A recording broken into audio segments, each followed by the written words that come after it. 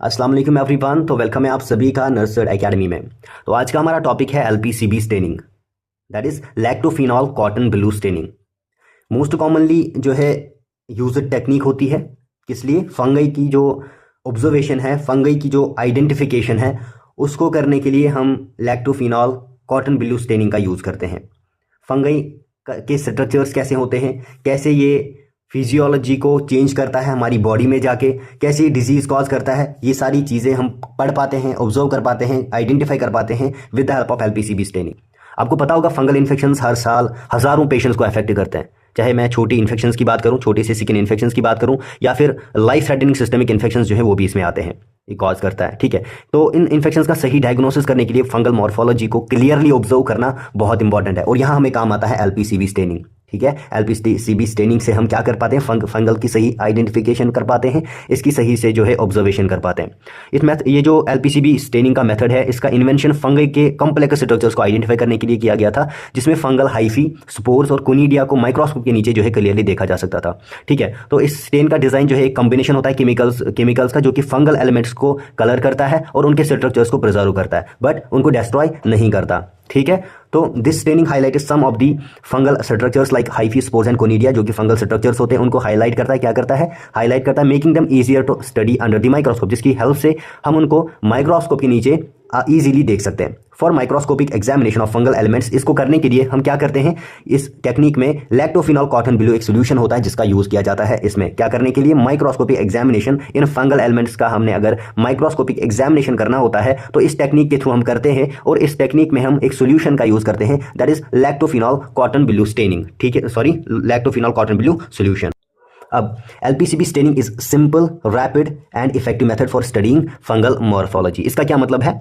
Simple का मतलब क्या है कि ये टेक्निक जो है इजी होती है, कोई कॉम्प्लेक्स टूल्स या फिर स्किल्स की ज़रूरत नहीं होती, बिगिनर्स भी जो है बेसिक गाइडेंस के साथ इसे इजीली परफॉर्म कर सकते हैं। रैपिड का मतलब क्या है? ये प्रोसेस जो है जल्दी होता है, स्लाइड बना के माइक्रोस्कोप के अंदर फंगल स्ट्रक्चर्स को ऑब्जर्व करना सिर्फ कुछ मिनट्स का काम होता है। ठीक है, और इफेक्टिव का मतलब क्या है? एलपीसीबी स्टेनिंग जो है ये इससे फंगई के स्ट्रक्चर्स जो है, जैसे मैंने कहा हाइफी, स्पोर्स या फिर कोनिडिया, उनको क्लियर और एक्यूरेट जो है हम देख सकते हैं, जो कि आइडेंटिफिकेशन और डायग्नोसिस के लिए इंपॉर्टेंट होते हैं, ज़रूरी होते हैं। फंगल मॉर्फोलॉजी मतलब कि इसका मेन पर्पज फंगई के शेप, साइज और स्ट्रक्चर को डिटेल में देखना और स्टडी करना होता है। ये फंगल इन्फेक्शंस की आइडेंटिफिकेशन और डायग्नोसिस में बहुत ज़्यादा हेल्प करता है। नाउ कंपोजिशन ऑफ एलपीसीबी सॉल्यूशन, मतलब कि ये जो हमारा लैक्टोफिनॉल कॉटन ब्लू सॉल्यूशन है, ये किस किस चीज़ का बना होता है ना? ये किस किस चीज़ का बना होता है, इसमें कंपोजिशन क्या होती है? सबसे पहला देखो यहाँ पे क्या लिखा है, एल क्या होता है? लैक्टिक एसिड, है ना? लैक्टिक एसिड पहला वर्ड है, लैक्टिक एसिड।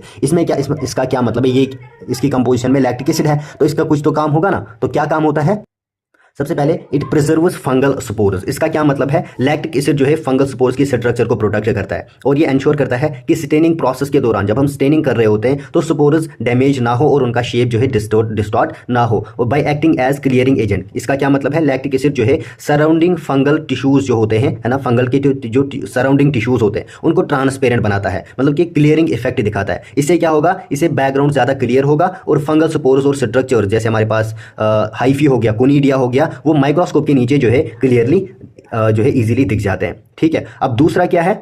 फिनॉल क्या करता है? फिनॉल एक डिसइंफेक्टेंट की तरह काम करता है। डिस मतलब डिफिकल्टी इन कॉजिंग इन्फेक्शंस, मतलब कि जो लिविंग फंगल सेल्स होती हैं वहां पे ग्रो कर रही होंगी, जिनकी वजह से इन्फेक्शन हो सकता है। ठीक है ना, तो उनको क्या क्या करता है? वो डिसइंफेक्ट करता है, मतलब कि उनको मार देता है, किल कर देता है। ये फिनॉल का काम होता है एज डिसइंफेक्टेंट। देन उसके बाद कॉटन ब्लू जो इसमें डाई यूज की जाती है, a dye that stain is the fungal structures making them visible under the microscope. जो फंगल स्ट्रक्चर्स होती है, कोनिडिया मैंने कहा आपको अभी, कोनिडिया जो हाइफी होते हैं उनको स्ट्रक्चर्स को क्या प्रोवाइड करता है? कंट्रास्ट कलर प्रोवाइड करता है, जिसकी वजह से हमें वो माइक्रोस्कोप के अंदर इजीली दिख जाते हैं। देन उसके बाद ग्लाइसरॉल, है ना, ग्लाइसरॉल सबसे पहले glycerol act as a mounting agent in LPCB solution. अब इसका क्या मतलब है कि it acts as mounting agent in LPCB solution? तो जो ग्लाइसरॉल होता है, क्या होता है? ग्लाइसरॉल जो होता है ये जो है जब हम ये स्लाइड पे डालते हैं जिस पे सैंपल होगा, तो इसको क्या करेगा? इसको माइक्रोस्कोप स्लाइड पर फिक्स करेगा। क्या करेगा? फिक्स करने का काम करेगा, जिसको हम माउंटिंग बोलते हैं, है ना, फिक्स करेगा जिसकी हेल्प से है ना वो सैंपल जो है स्लाइड पर मूव नहीं करेगी और वो इजीली जो है हमें ऑब्जर्व होगा थ्रू दी माइक्रोस्कोप। देन उसके बाद it acts as hygroscopic substance, मतलब कि that retains moisture and prevent stain and sample from dryness. क्योंकि ये हाइग्रोस्कोपिक सबस्टेंस है, मतलब कि मॉइस्चर को रिटेन करता है और जिसकी हेल्प से क्या होगा, हमारा सैंपल और हमारी जो स्टेन हमने डाली है इस सैंपल के साथ वो ड्राई होने से बच जाती है, उसकी डिहाइड्रेशन नहीं होती है ना। ग्लिसरॉल जो है मॉइस्चर को रिटेन करता है, मतलब सैंपल ड्राई नहीं होता। ये फंगल स्ट्रक्चर जैसे हाइफी, स्पोर्स एक्सेट्रा को लॉन्ग टाइम तक स्टेबल और इंटैक्ट रखता है, जिसकी help say that makes the fungal slide long lasting, जिसकी हेल्प से हमारी जो फंगल स्लाइड है वो लॉन्ग लास्टिंग रहती है और जितनी बार हम उसको स्टडी करना चाहेंगे हम इजीली उसको ऑब्जर्व, उसको स्टडी कर सकते हैं। ठीक है। Now most important the principle of LPCB staining. ये किस प्रिंसिपल पे काम करता है? सबसे पहले प्रिजर्वेशन, जो मैंने कहा प्रिजर्वेशन के लिए हम लैक्टिक एसिड का यूज करते हैं। तो लैक्टिक एसिड जो है इसमें पहले क्या लिखा है, lactic acid preserves and clears the fungal elements making them easier to observe. मतलब कि लैक्टिक एसिड जो होता है वो फंगल स्ट्रक्चर जैसे हमारे पास हाइफी हो गया, स्पोर्स हो गया, कोनिडिया हो गया, उनको प्रोटेक्ट करता है ताकि वो अपनी ओरिजिनल शेप और साइज मेंटेन करे। और ये इंश्योर करता है कि स्टेनिंग प्रोसेस के दौरान फंगल एलिमेंट्स डैमेज ना हो या फिर उनका जो स्ट्रक्चर होता है वो डिस्टॉर्ट ना हो, खराब ना हो। और क्लियरिंग एजेंट की तरह भी ये काम करता है, मतलब कि लैक्टिक एसिड जो है क्लियरिंग एजेंट का काम करता है जो सराउंडिंग टिश्यूज और बैकग्राउंड को ट्रांसपेरेंट बनाता है। इससे क्या होगा, इससे फंगल एलिमेंट्स जैसे हमारे पास स्पोर्स और हाइफी हो गया वो माइक्रोस्कोप के नीचे और क्लियरली जो है दिख जाते हैं इजीली हमें। देन क्लियरिंग और ऑब्जर्वेशन की वजह से क्या होगा, फंगल स्ट्रक्चर जो है माइक्रोस्कोप के नीचे इजीली और एक्यूरेटली आइडेंटिफाई और स्टडी किए जा सकते हैं। देन उसके बाद क्या है, किलिंग एजेंट। किलिंग एजेंट हमें पता है phenol kills any living fungi to ensure safe handling. इसका मतलब क्या है कि जो एलपीसीबी सॉल्यूशन होता है उसमें फिनॉल एक एंटीसेप्टिक या फिर डिसइंफेक्टेंट की तरह काम करता है और इससे क्या होगा कि ये फंगई के लिविंग सेल्स, जो फिनॉल होता है ये फंगई जो होते हैं हमारे उनके लिविंग सेल्स को मार देता है ताकि कोई एक्टिव फंगल ग्रोथ ना रहे वहां पे। ठीक है। तो फिनॉल एक फंगल इन्फेक्शन या फिर कंटेमिनेशन के रिस्क को कम करता है जो स्टेनिंग प्रोसेस के दौरान हो सकता है। इसकी वजह से लैब टेक्नीशियन जो होते हैं, हमारे स्टूडेंट्स जो काम कर रहे होते हैं, उनके लिए सैंपल हैंडल करना सेफ हो जाता है, ईजी हो जाता है ताकि उनको कोई इन्फेक्शन ना हो। और फिनॉल जो है लाइव जो लिविंग फंगई होते हैं उनको न्यूट्रलाइज करके एंश्योर करता है कि सैंपल से इन्फेक्शन स्प्रेड ना हो और स्टेनिंग और ऑब्जर्वेशन प्रोसेस जो है वो सेफ रहे।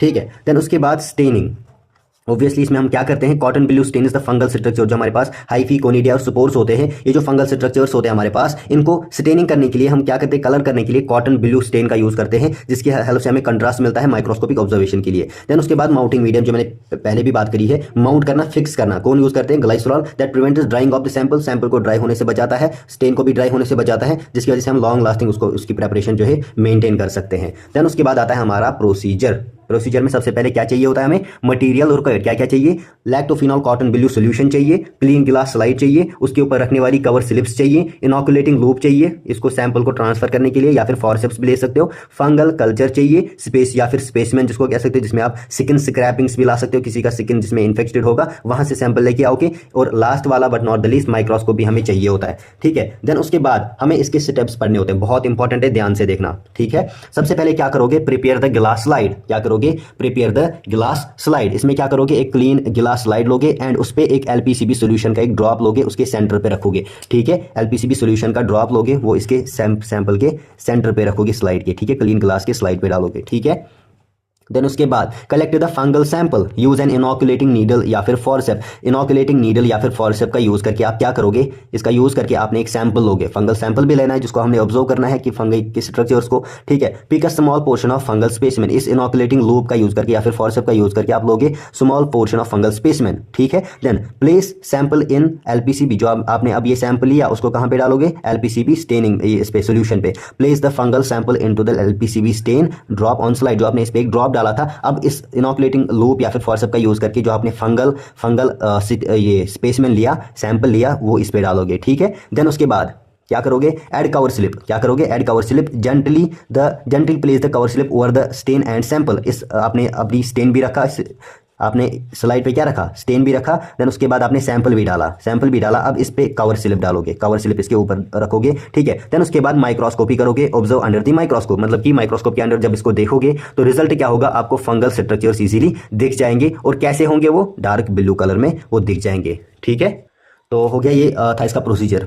ठीक है। तो इसका लास्ट स्टेनिंग का एक और बचता है हमारा KOH माउंट, तो वो हम अगले वीडियो में कवर करेंगे इंशाल्लाह। तो अगर आपको वीडियो अच्छा लगता है तो प्लीज़ वीडियो को लाइक करें, अपने दोस्तों के साथ शेयर करें और चैनल को सब्सक्राइब करें प्लीज़। आपसे रिक्वेस्ट है, और कहाँ पे इंप्रूव करना चाहिए वो भी कमेंट सेक्शन में ज़रूर बता सकते हो, और आपकी कोई भी क्वेरी है, कोई भी क्वेश्चन है तो वो भी कमेंट सेक्शन में आप जो है लिख सकते हो। तो मिलते हैं अगली वीडियो में एक और इम्पॉर्टेंट टॉपिक के साथ। तब तक के लिए खुदा